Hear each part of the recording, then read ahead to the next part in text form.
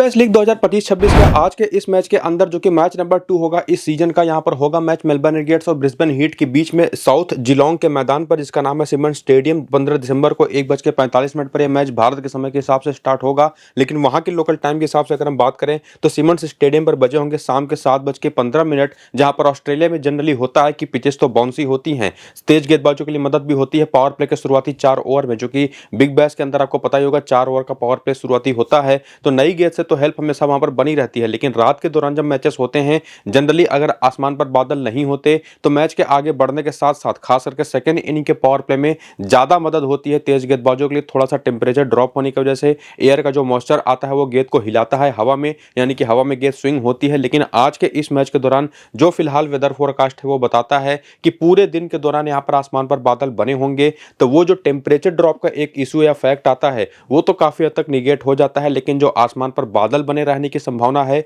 उसकी वजह से ना सिर्फ सेकंड इनिंग का पावर प्ले बल्कि पहली इनिंग का पावर प्ले भी यहां पर बहुत इंपॉर्टेंट होने वाला है, जिस दौरान नई गेंद से तेज गेंदबाजों को यहां पर हमेशा हेल्प मिलती दिखाई पड़ेगी। और इसी वजह से अगर आप देखें तो जो पिछले 6 मुकाबले इस मैदान पर खेले गए हैं T20 फॉर्मेट के, उसमें तेज गेंदबाजों को 60 विकेटें मिली हैं, जिसमें पहली इनिंग में 32 तो सेकंड इनिंग में 28, जबकि स्पिनर्स को केवल 18 विकेटें मिली हैं, यानी कि पर मैच करीब 3 विकेट के आसपास, जिसमें पहली इनिंग में 8 तो सेकंड इनिंग में 10 विकेटें। यानी कि साफ साफ पता चलता है कि यहां पर तेज गेंदबाजों का ज्यादातर बॉलबाला होता है, स्पिनर्स विकेटें यहां पर जरूर लेते हैं लेकिन ना के बराबर। लेकिन निश्चित तौर पर जो क्वालिटी स्पिनर होंगे उनको तो विकेटें मिलेंगी, जिसमें हमको आगे चलकर किसी वीडियो में देखना होगा कि दोनों टीमों के जो बैटर्स हैं वो स्पिन खेलते कैसा है एक्चुअली, तो वो भी आगे आपको इस वीडियो में आपको बताऊंगा, तो निश्चित तौर पर पूरा शुरू से अंत तक वीडियो देखिएगा जरूर। बाकी पिछले 6 मैच का स्कोर कार्ड अगर आप देखें तो एक चीज आपको क्लियरली पता चलेगी कि बहुत ज्यादा हाई स्कोरिंग गेम्स यहां पर देखने को मिलते नहीं। किसी पिछले 6 मैचेस में देखेंगे तो एक जो सबसे बड़ा मैच यहां पर गया है रन के मामले में, वहां पर श्रीलंका ने नीदरलैंड जैसी टीम के खिलाफ भी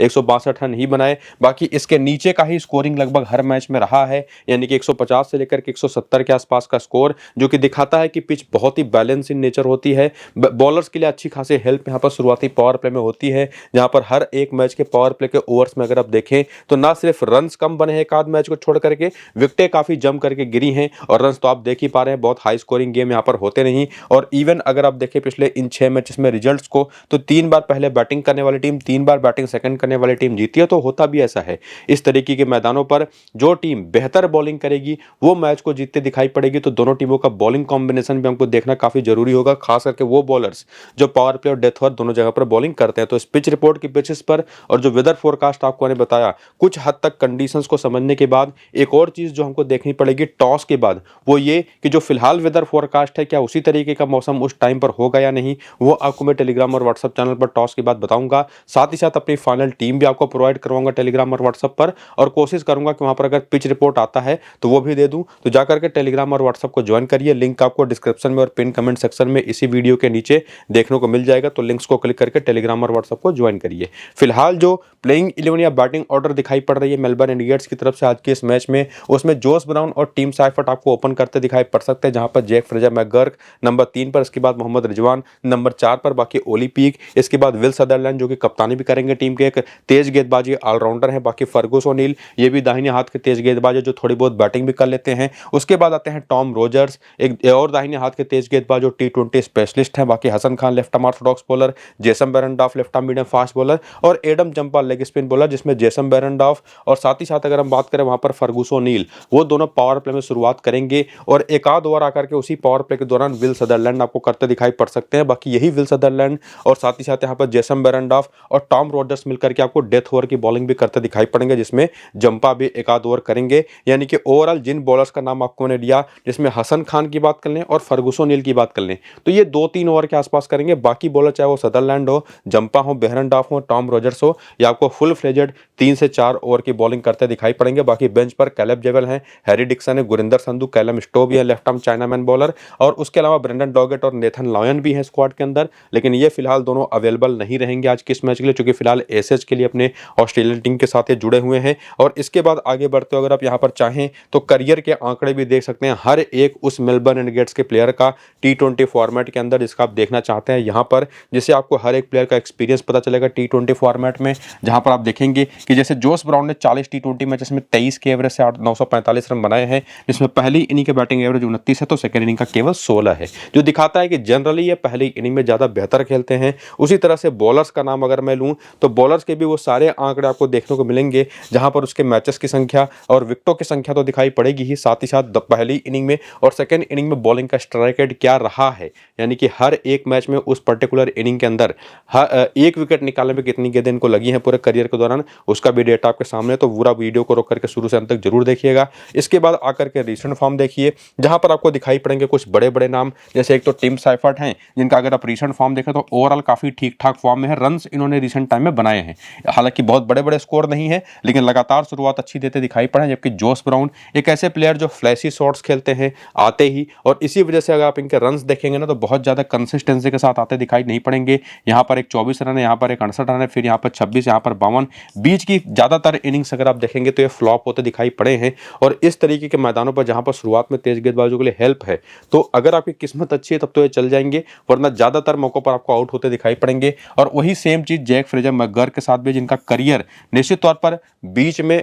जो सेकंड लास्ट हुआ था बीबीएल उसमें तो काफी अच्छा गया था, लेकिन पिछला वाला पूरा का पूरा बिग बैश लीग, उसके अलावा इनका इंटरनेशनल करियर जो चला बहुत ही खराब रहा। बाकी फॉर्म भी कुछ खास अच्छा है नहीं। बाकी मोहम्मद रिजवान निश्चित तौर पर ना सिर्फ अच्छे फॉर्म में है, मोस्ट रिलायबल बैटर्स में से एक होंगे इस पूरी की पूरी टीम में। जहां पर ओलंपिक का भी रिसेंट फॉर्म अगर आप देखें तो ठीक ठाक तो है, लेकिन निश्चित तौर पर इनसे बेटर ऑप्शन हमारे पास मौजूद है, और वो है विल सदरलैंड, जो कि ना सिर्फ अपनी बॉलिंग से जो कि 4 ओवर के आसपास की करेंगे, जिसमें पावर प्ले और डेथ ओवर भी होगी, और बाकी बैटिंग का फॉर्म भी अगर आप इनका देखें तो काफी ठीक ठाक लगा हुआ है। इसके बाद फर्गुस ओनील, इनका भी फॉर्म आप यहां पर देख सकते हैं, पिछले 5 मैच में खास करके 4 विकेटें हैं। हालांकि चूंकि इनके साथ एक दिक्कत यह रहती है कि शायद 4 ओवर ना कर पाए, अगर विकेट ये 1-2 ओवर में निकाल गए तभी 4 ओवर करेंगे, तो इनसे बेहतर ऑप्शन आपके पास टॉम रोजर्स का होगा, जिनका फॉर्म तो बहुत अच्छा आपको दिखाई नहीं पड़ेगा, एवरेज फॉर्म है, लेकिन T20 फॉर्मेट के one of the best bowling options में से एक है बिग बैश की। अगर आप इनका देखिए बात करें तो इनको आप जरूर ट्राई करिए। और जैसी यहाँ पर कंडीशंस है उसमें जेसन बेरेंडॉर्फ को आप इग्नोर कर नहीं सकते, फॉर्म चाहे जैसा हो। और बाकी एडम जंपा तो ये तो चैंपियन बॉलर हैं ही, स्पेसिफिकली T20 फॉर्मेट के, इनको आप इग्नोर नहीं कर सकते चाहे पिच पे कोई मदद हो और या ना हो। तो ये निश्चित तौर पर हमको ओवरऑल पता चला कि इस टीम के अंदर जो रिसेंट फॉर्म प्लेयर्स का है और साथ ही साथ पीछे आपने जो करियर देखा और उनकी जो एबिलिटी या यूटिलिटी है उसके बेसिस पर तो 6 बेस्ट ऑप्शन हैं, जो अगर आप स्मॉल लीग की टीम बना रहे हैं तो इन्हीं 6 के साथ आपको जाना चाहिए। वरना आपके पास ट्रम्प ऑप्शन के तौर पर यहाँ पर जोस ब्राउन भी है, जैक फ्रेजर मैकगर्क भी हैं, और उसके बाद थोड़ा सा और नीचे आए तो यहाँ पर फर्गुस ओनील भी हैं, और एक और ऑप्शन यहाँ पर हसन खान है। हालांकि हसन खान के साथ दिक्कत वही है कि ये पूरे ओवर करेंगे कि नहीं करेंगे, लेकिन निश्चित तौर पर 6 बेस्ट ऑप्शन, बाकी 4 डिफरेंशियल ऑप्शंस आपके पास मौजूद है, जिनको आप रोटेट कर सकते हैं अपनी अपनी टीमों में, अलग अलग टीमों में, और अपनी अलग अलग कई सारी मल्टीपल टीमें बना करके मल्टीपल कॉन्टेस्ट वाले जो मल्टीपल टीमों वाले कॉन्टेस्ट होते हैं उसमें ज्वाइन कर सकते हैं। बाकी हेड टू हेड के आंकड़ों से भी थोड़ा सा अगर आप हेल्प लेने की कोशिश करें तो साइफर्ट इस टीम के खिलाफ यानी कि ब्रिस्बेन हीट के खिलाफ एक मैच खेले हैं, खाता नहीं खोल पाए, लेकिन जोस ब्राउन के 32 रन हैं, वहीं पर फ्रेजर मैकगर्क के भी नंबर्स काफी ठीक ठाक हैं। बाकी रिजवान खेले नहीं, ओलंपिक के एक मैच में 19 रन है, इवन सदरलैंड के आंकड़े भी बहुत ही पुअर हैं, और उसके साथ साथ फर्गुस ओनील के एक मैच में कोई विकेट नहीं है। टॉम रोजर्स के 5 मैच में 7 विकेट, 2 मैच में 3 विकेट जंपा के, 1 मैच में 2 विकेट कैलम स्टोक के हैं, जो कि लेफ्ट आर्म चाइनामैन बॉलिंग करते हैं। तो अगर खेलते हैं तो काफी अच्छे ऑप्शन होंगे। और उसके बाद इस मैदान पर खेले गए मैच में इन सभी प्लेयर्स के आंकड़े अगर आप देखें तो टीम साइफर्ट ने एक मैच खेल करके 37 रन बनाए हैं, और बाकी जोस ब्राउन और जैक फ्रेजर मैकगर्क से जैसी उम्मीदें होती हैं इस तरीके के मैदानों पर as a top order batter, वही इन दोनों ने किया है, यानी कि फेल ही हुए हैं। और उसके बाद रिजवान तो खेले नहीं, ओलंपिक के 19 रन है एक मैच में, बाकी सदरलैंड के 4 मैच 20 रन है, 6 विकेटें हैं। और इसके बाद फर्गुस ओनील यहाँ पर कमाल करता दिखाई पड़े, एकमात्र मैच में 3 विकेटों के साथ। टॉम रोजर्स के आंकड़े यहाँ पर बहुत अच्छे हैं, 4 मैच में 9 विकेटों के साथ। बेरेंडॉर्फ के 1 मैच में 1 विकेट है, जंपा के 2 मैच में 2 विकेटें हैं। तो ओवरऑल कंक्लूजन वही निकला, जो 6 प्लेयर्स आपको मैंने बेस्ट बताए थे वो तो बेस्ट हैं, लेकिन उसमें जो 4 आपको मैंने डिफरेंशियल ट्रम्प ऑप्शन बताए थे उसमें कोई बेस्ट ऑप्शन दिखाई पड़ रहा है तो वो फर्गुस ओनील ही हैं, जिनको आप ट्राई कर सकते हैं। और अगर सेकेंड इनिंग की बैटिंग का तो जोस ब्राउन को, तो ओवरऑल कंक्लूजन यहां तक आते आते तो काफी हद तक आपको मिल गया, जिसमें कैलम स्टोकर खेलते तो वो भी एक नाम होंगे। बाकी बैटर्स की वीकनेसेस को भी देखें प्लेयर बैटल में कि सामने की टीम की बॉलिंग के खिलाफ कैसे इनकी परफॉर्मेंसेज रही हैं, तो टीम साइफर्ट, जोस ब्राउन और जैक फ्रेजर मैकगर्क, इनके साथ एक कॉमन चीज आपको दिखाई पड़ेगी, वो है जेवियर बार्टलेट का नाम। ये जेवियर बार्टलेट नाम का जो बॉलर है इन तीनों को आउट करता दिखाई पड़ा है पास्ट में और परेशान करता दिखाई पड़ा, जिसमें शाहीन अफरीदी और माइकल नेसर। हालांकि माइकल नेसर की उम्मीद खेलने की लगभग ना के बराबर है, चूंकि ये भी एसएस की टीम में है, लेकिन वहीं पर शाहीन अफरीदी सामने की टीम में है जो 175 गेंद पर 107 रन देकर के 6 बार ऑलरेडी टीम साइफर्ट को आउट कर चुके हैं। यानी कि शाहीन अफरीदी और साथ ही साथ बार्टलेट ऐसे 2 बॉलर जो सामने की टीम के अंदर हैं, जो पावर प्ले में, डेथ ओवर में दोनों जगह पर बॉल करेंगे। ऐसी कंडीशंस हैं जहां पर पावर प्ले पे डेथ ओवर में ही सबसे ज़्यादा विकेट निकालने के चांसेस बनेंगे। तो ये तीनों टॉप ऑर्डर बैटर्स काफ़ी रिस्की ऑप्शन होंगे, जिसमें साइफर्ट को आप जरूर चाहे तो ट्राई कर सकते हैं। बाकी इसके बाद मोहम्मद रिजवान, ये भी आफरीदी के 108 गेंद पर 126 रन बना करके 4 बार आउट हो चुके हैं। बार्टलेट यहाँ पर भी दिखाई पड़ेंगे।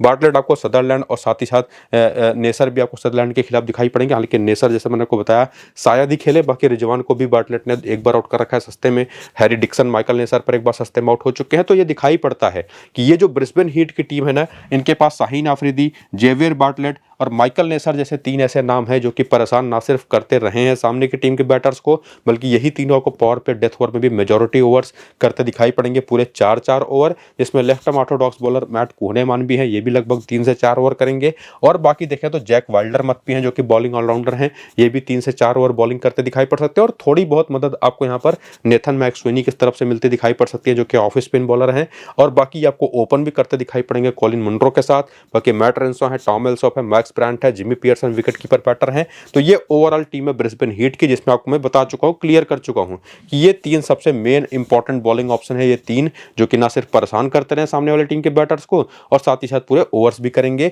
बैटिंग ऑर्डर आपके सामने है ही, जिसमें बेंच के नाम देखें तो वो आपके सामने, जहां पर उस्मान ख्वाजा, मार्नस लबुसैन फिलहाल अभी खेलते आपको दिखाई नहीं पड़ेंगे। बाकी जो 4 नाम बेंच पर है उनके नाम देख सकते हैं। करियर के आंकड़े भी आप देख सकते हैं, जैसे आपने मेलबर्न इंडिगेट्स के प्लेयर्स का देखा था कि ना सिर्फ पूरा एक्सपीरियंस बल्कि इनिंग की बेसिस पर उनका जो परफॉर्मेंस है, जिसमें निश्चित तौर पर आपको दिखाई पड़ेगा बहुत सारे इस टीम के अंदर प्लेयर हैं जिनके पास एक्सपीरियंस T20 क्रिकेट खेलने का है ही नहीं। इसके बाद रीसेंट फॉर्म अगर आप देखें तो इस टीम के पास भी कुछ बड़े बड़े नाम हैं। नेथन मैक्सवेनी निश्चित तौर पर अगर आप इनका फॉर्म देखेंगे ना तो थोड़ी सी बेहतर नंबर्स के साथ आपको देखने को मिलेंगे, थोड़ी सी कंसिस्टेंसी की कमी है, लेकिन इनके साथ एक एडवांटेज ये है ना कि जिस तरीके की इनकी पूरी की पूरी टीम है उसमें इनके साथ एक संभावना बनती है कि अपनी ऑफ स्पिन बॉलिंग भी करते दिखाई पड़े, और इसी वजह से जो कि अच्छे बैटिंग फॉर्म में है बॉलिंग की संभावनाएं बनती हैं, तो एक बहुत अच्छा ऑप्शन बन जाते हैं आज के इस मैच के लिए। फॉर्म तो ठीक ठाक है ही। बाकी कॉलिन मुनरो, इनका भी फॉर्म अगर आप देखें तो निश्चित तौर पर काफी ठीक देखने में लग रहा है, लेकिन इस तरीके की पिचेस पर आपको मैं सजेस्ट करूंगा नहीं इनको, लेकिन निश्चित तौर पर एक अच्छे ट्रम्प ऑप्शन तो रहेंगे। इसके बाद आते हैं मैट रेंसो,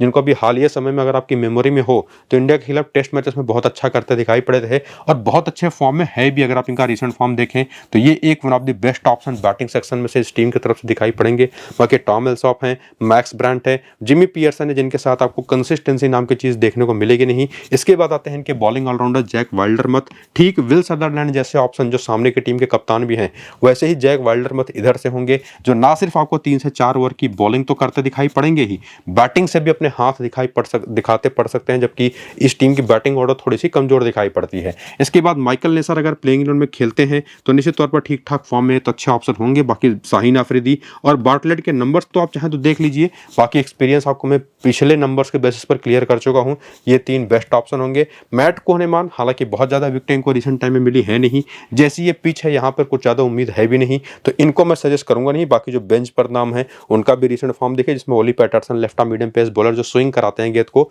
ये बड़े अच्छे फॉर्म में रहे। हालांकि खेलने की संभावनाएं तो बहुत कम है, लेकिन अगर खेलते हैं तो इनको आप कंसिडर कर सकते हैं। तो इस टीम की तरफ से भी अगर आप देखें तो 6 बेस्ट ऑप्शन आपको दिखाई पड़ गए, जिसमें कॉलिन मुनरो जैसा एक बढ़िया ट्रम्प ऑप्शन आपके पास मौजूद है, और इवन यहाँ पर मैट कुहनेमान भी, लेकिन क्या वो बेहतर और कोई अच्छा ट्रम्प ऑप्शन है या नहीं, उसके लिए हम चल करके आगे के नंबर्स भी देखें तो मैक्सवेनी के हेड टू हेड में मेलबर्न इंडिगेट्स के खिलाफ 2 मैच में केवल 38 रन है, 3 मैच में 55 रन है यहाँ पर कॉलिन मुनरो के, लेकिन मैट रेंसो के आंकड़े ओवरऑल काफी अच्छे हैं, 34 का बैटिंग एवरेज है। टॉम एल्सॉप के 1 मैच में 42 रन है, जिमी पियर्सन, मैक्स ब्रांड कुछ खास कर नहीं पाए, वाइल्डरमथ की 1 मैच में 1 विकेट है, माइकल नेसर के 5 मैच में 11 विकेट है, 7 मैच में 9 विकेट यहाँ पर है। यहाँ पर जो इनके bowler Xavier Bartlett, Shaheen Afridi तो खेले नहीं, बाकी 5 मैच में केवल 4 विकेट है मैट कुहनेमान के। तो यहाँ से भी एक हमको चीज क्या पता चली कि टॉम एल्सॉप एक बहुत अच्छे ऑप्शन हो सकते हैं, जो कि ऑलरेडी मेलबर्न रेनेगेट्स के खिलाफ 1 मैच खेलते हुए 42 रन की अच्छी पारी खेल चुके हैं। इसके बाद वेन्यू पर आकर के देखें तो यहाँ पर आपको दिखाई पड़ेगा कि मैक्सवेनी के तो नंबर्स नहीं है, जो कि मैचेस खेले नहीं, मुनरो यहाँ पर भी खराब खेले हैं, मैट रेंसो इस मैदान पर चले नहीं है, मैक्स ब्रांड के 2 मैच में 49 रन, 1 मैच में 45 रन जिमी पियर्सन के हैं, बाकी जैक वाइल्डरमथ के 3 मैच में 1 विकेट है, नेसर के 2 मैच में 6 विकेट हैं, कुहनेमान यहाँ पर चले नहीं। तो ओवरऑल जो आपको मैं 6 ऑप्शन पीछे बता रहा था, उनके अलावा आपको मैंने ये भी कहा था कि मुनरो को सेकंड इनिंग की बैटिंग में ही आप एक अच्छा ट्रम्प ऑप्शन के तौर पर लेके जा सकते हैं। साथ ही साथ एल्सॉप भी एक बढ़िया ऑप्शन मिल जाएंगे, जिसमें एक नाम और जिमी पियर्सन का भी यहाँ पर जुड़ता है। तो कौन से सेफेस्ट ऑप्शन है जिनको स्मॉल लीग में ट्राई करना है, कौन से थोड़े से रिस्की ऑप्शन होंगे जो एज ए ट्रम्प आपकी टीम में आ सकते हैं, ये सारी बातें क्लियर करने के बाद प्लेयर बैटल भी अगर आप देखें तो मैक्सवेनी जंपा पर एक बार 12 गेंद पर 10 रन बना करके आउट हो चुके हैं, जबकि कॉलिन मुनरो